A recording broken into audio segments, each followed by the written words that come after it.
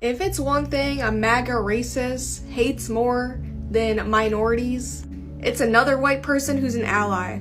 Because typically, they would just be racist against anybody who is literally existing. But because that person is white, they don't understand it.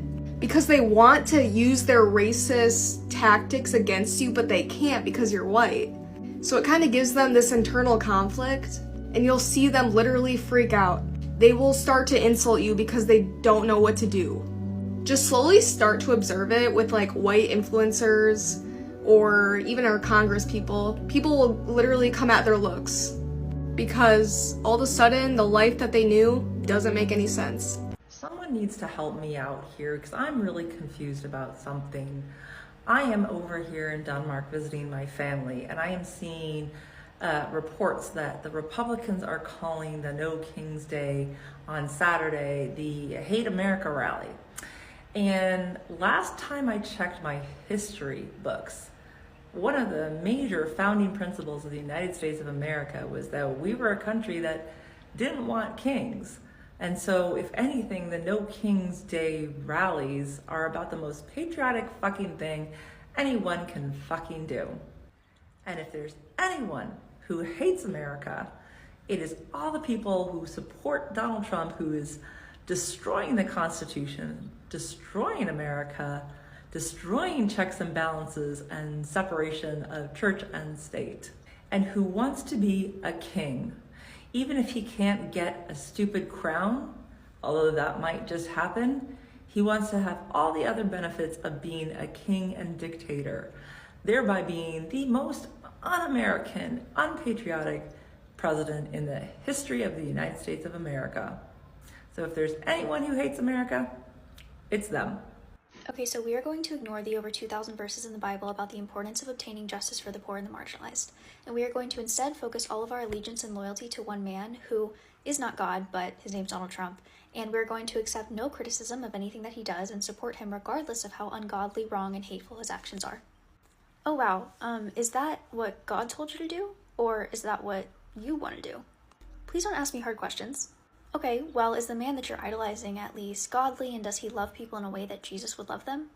I mean, he did commit 34 felonies and sexually assaulted multiple women and bragged about wanting to do things with his daughter and incited a violent coup and routinely incites violence and hatred and bigotry towards groups of people that Jesus created and loved and made wonderfully and perfectly in his image, but it's more about his policies for me. Okay, what policies exactly? Well, I want tax cuts for the rich because I want to hoard my wealth, even though that's not what the Bible says. And I want to keep immigrants out of this country, even though that's not what the Bible says either. And I want to take rights away from gay people, not because the Bible says it, just because I don't like them. And I want to make sure that women die from pregnancies because that's godly too. Right, so maybe it's not about the Bible or God at all, and instead it's about your own hostility towards groups of people that are different from you. I guess it could be. This November, voting blue is the godly thing to do. Jesus was an advocate, not a bigot. A Republican lawmaker has just called for the public hanging of a Democratic lawmaker who is teaching people how to effectively, peacefully protest. In his post, John Gillette says, until people like this that advocate for the overthrow of the American government are tried, convicted, and hanged, it will continue. In this post that is still up on his profile, Representative John Gillette was responding to an edited video from the Patriot Oasis that took the words strike ready and street ready out of context from a video posted about Pramila Jayapal that was informing people how to effectively, peacefully protest, where she says that we need to be ready to strike at any business that takes advantage of us, and street ready in terms of being ready to take to the streets and protest loudly against authoritarianism. Representative Pramila Jayapal has released a statement in regard to comments made by State Representative John Gillette that says, "This is appalling, unacceptable, and dangerous from anyone, but particularly from an elected official. It is a call to violence designed to suppress non-violent democratic organization against authoritarianism." And do you remember how I said he still has his post up on his timeline? Well, now Representative John Gillette is now very clearly running damage control, saying, nope, wrong, I didn't call to execute anyone. Well, yes you did! This story is very clearly not getting the attention that it deserves, so make sure you repost this video and follow me to help spread the word. I'm making this quick video because I'm so sick of seeing people saying, you got what you voted for, huh? I absolutely did. I got everything I voted for, and I'm proud to say that I voted for it. Closed borders, All right, fewer children missing, which was very important to me because our kids were missing and we didn't understand who, what, when, where, and why. Um, Tariffs. He played the long game and he not finished playing it yet. I hope you went out and bought your stocks because the market rose like 3% in more than one country, including the USA. So I hope you bought them when they were very, very low. Like he suggested, I suggest you go out and buy stocks, you know. So yeah, I voted for that too. I voted for more jobs. I voted for more manufacturing here, which creates more jobs, which puts more money into our economy, which stimulates it and makes us stronger. I voted for women to have women's sports, girls to have girls' sports, and not having to compete with men for that. I voted for that. So, yeah, I pretty much got what I voted for. And if he does like 10-15% of stuff that I'm like, I don't agree with that, I'm still winning. Because 85 to 90% is what I voted for. So stop using that as an insult. Because every time y'all say, this is what y'all voted for, I say, bitch, I know. Y'all have a good one. This is a clip of Bryan Cranston explaining to CNN's Chris Wallace how Make America Great Again could be construed as a racist term. And I have some thoughts. I see the Make America Great Again. My comment is, do you accept that that could possibly be construed as a racist remark? And most people, a lot of people go, how could that be racist? Make America great again? I said, so just ask yourself from an African-American experience, when was it ever great in America for the African-American? When was it great? So if you're making it great again, it's not including them. So it's to teach us in the woke world to open up. And all right, first off, those points were excellently presented by Bryan Cranston. Second, I want to draw attention to the question that he asked. When was America great for the African American community? Because it's something that I've asked conservatives many times over the years. And quite often, their answer is during segregation. Now, they don't come out and say it that way, but they will say things like, you know, back in the 50s, black families were stronger. They weren't out there sagging their pants, and no one was complaining about any racial problems. White people and black people got along fine. It wasn't until liberals came in and started riling everyone up that black people started complaining about all these racial issues, and now we got the problems we have today.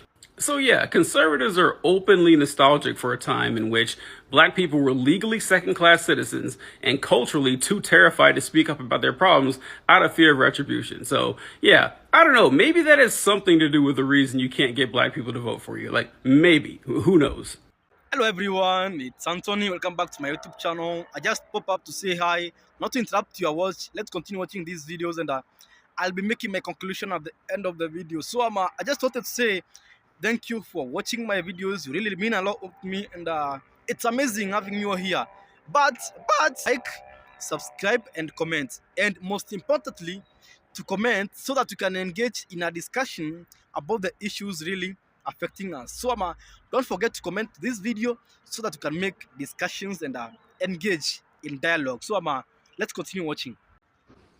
I was having this conversation with a couple of different friends I have, and also just like some of my really close friends have all like left the United States. So it's like crazy, and just went to all different countries around the world because they just don't want to live under the Trump administration.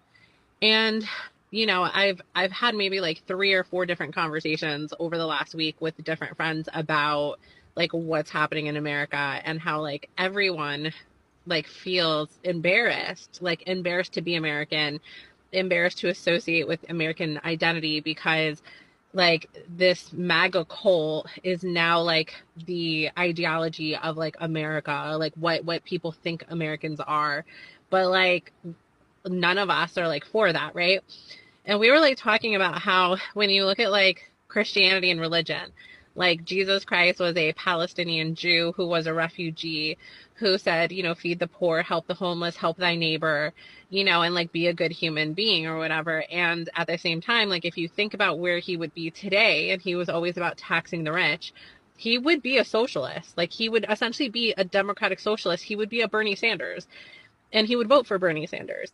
So when you look at evangelical Christianity, it got co-opted by white supremacists, right? Like essentially, like the modern day version of the KKK is what MAGA really is.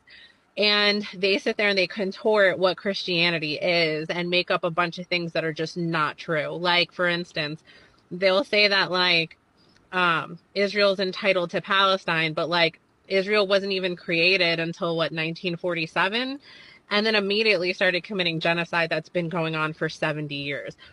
But like prior to that, like for instance, Jesus, who's a Palestinian Jew, right?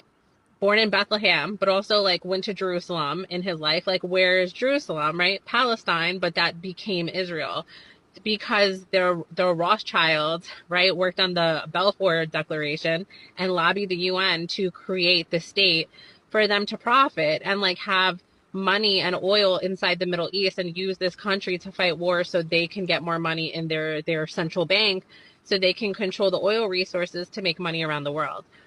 So anyway, what I'm saying is when you actually analyze like the history and then look at it in the context of like actual religion to the context of white supremacy, it just becomes obvious that like the MAGA cult is just brainwashing of people to support white supremacy.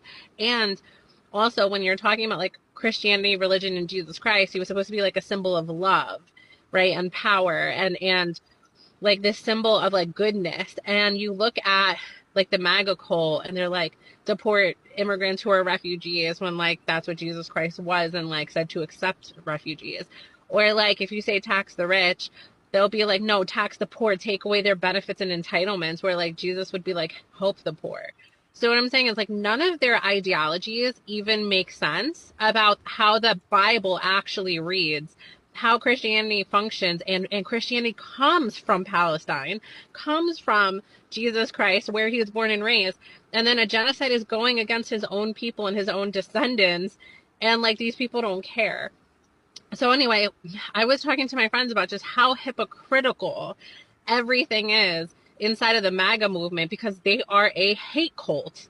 Like there's no ifs, ands, or buts about it. Everybody who's indoctrinated into the Republican Party at this point who supports MAGA is 100% indoctrinated into a hate cult that is based on white supremacist ideology. They hate women, they hate minorities, they hate immigrants, they hate anyone who's a non-white male Christian. Like they hate liberals, they hate anybody who is not the us versus them, right? Like they have to be MAGA like them and support white supremacy and like support the billionaire class at the expense of the 99%, or like you're evil, right? And it's like the most insane thing because when you think about it, you're like, do you honestly in your heart of heart think that like Jesus would support a rapist, a misogynist, a sexist, a neo-fascist? Like, no. So to sit there and like see their justifications for what they think and believe, it's just pure, it's asinine. It doesn't even make sense. Everybody should be very concerned and be doing their best to keep all their eyes on DC right now. We are in stage 3 to stage 4 of fascism, or an experiment of fascism in DC. I want everyone to be aware that stage 3 is arrival to power. Stage 4 is exercising that power. So stage 3 is police presence, heavy police presence, suppression. They're trying to suppress protests by having that heavily police, right? Stage 2 is rooting an idea, manufacturing a crisis.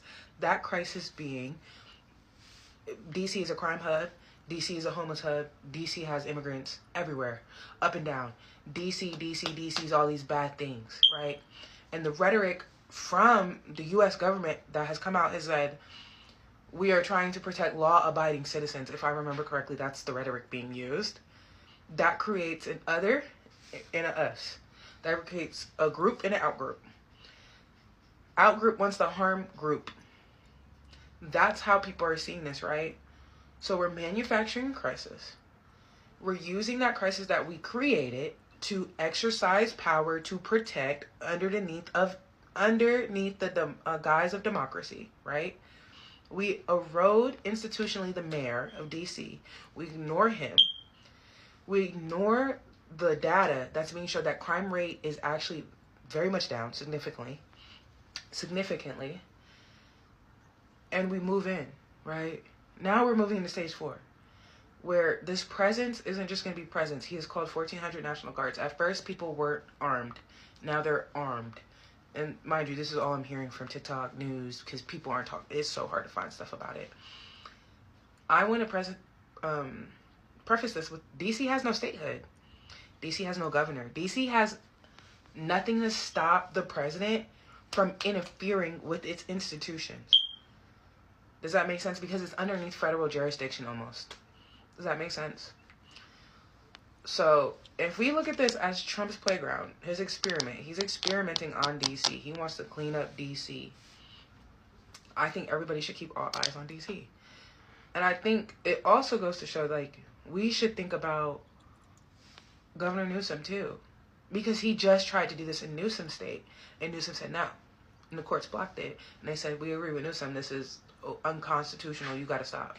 He had to pull them out. Do you see the difference, right? When Trump tried to do it in a state where there was a governor who was willing to take a stand, he was unsuccessful. That's the type of political actors we kind of need in this moment. And also to, more so talking about stage 4 of capitalism, I'm going to bring in the fact of, National Guard, let's bring back the National Guard just a little bit. Arming the National Guard and then giving them jurisdiction to police DC is called parastate violence. It is a pillar in fascism, like a pillar. To have your military turn into the police. Giving the police more jurisdiction than they have. Giving federal agencies more jurisdiction than they have. Turning this presence into policing immediately turns into parastate violence. Immediately. I just want everyone to look at it in that aspect of, this is happening in DC because number one, they don't have statehood. He tried it somewhere else and he got told no. Okay, so let's look at it like that. That's a good thing that he got tried in Cali and it was no. But what's a bad thing is that DC doesn't have any safety net. That's the problem, because this could turn into an experiment.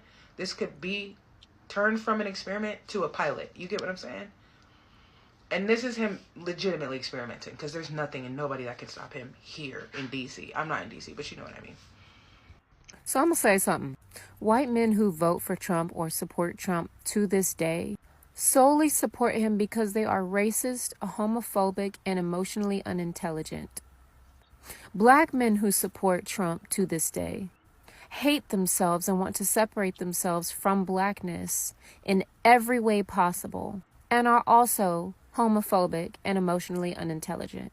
Hispanic men who support Trump, Hispanic brown community, okay, the ones who claim to be brown, even though we know that's not a race, but Hispanic, Latinos for Trump, they support Trump because they are homophobic, anti-black, they hate themselves, but they think they have access or proximity to whiteness because they're not black, for the ones who are not black presenting. So they think that by supporting a man like Trump, it's a tactic of survival because they can claim that they're like one of you. I'm like you, white man.